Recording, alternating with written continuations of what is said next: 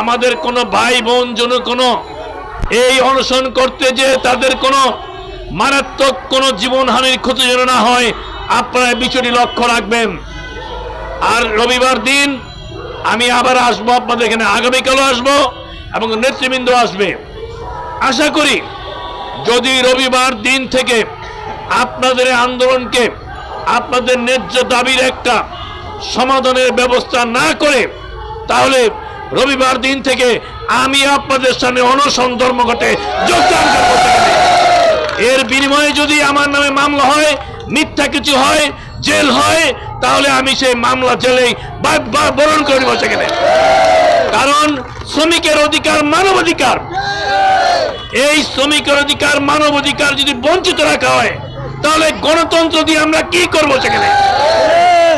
সংস্কার হচ্ছে, সংবিধান সংস্কার হচ্ছে, নির্বাচনের সংস্কার হচ্ছে, শ্রম আইনের সংস্কার হচ্ছে, কমিশন হয়েছে। এই সংস্কার করে কি লাভ যদি আমার চাকরি স্থায়ীকরণ না হয়, পেটে ভাত না হয়? কিসের সংস্কার হবে সেখানে? আমরা সংস্কার চাই, আমরা সরকারের সকল সংস্কারের পক্ষে, কিন্তু আমাদের দাবির সংস্কার আগে করতে হবে, তা নাহলে কোনো সংস্কারে আমাদের কাজ আসবে না। আমি আপনাদেরকে বলবো, নেতৃবৃন্দকে, আপনারা এই কর্মসূচি করছেন, সুন্দর কর্মসূচি, ভালো কর্মসূচি, সকলের সমর্থন আছে।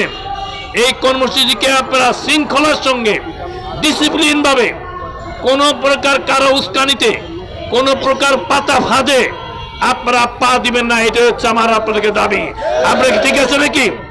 ধৈর্য ধরবেন, ধৈর্যের সঙ্গে থাকবেন। কথায় আছে না, মরতে যখন শিখেছি তাহলে মরবো, দাবি আদায় করে ছাড়বো ইনশাআল্লাহ। সবাইকে ধন্যবাদ জানাই। দুনিয়ার মজদুর রেখো, আউটসোর্সিং শ্রমিক কর্মচারী ভাই বোন, আন্দোলনরত শ্রমিক ভাইদেরকে আবারও আমি সংগ্রামী শুভেচ্ছা জানিয়ে আমার বক্তব্য শেষ করছি। দুনিয়ার মজদুর রেখো।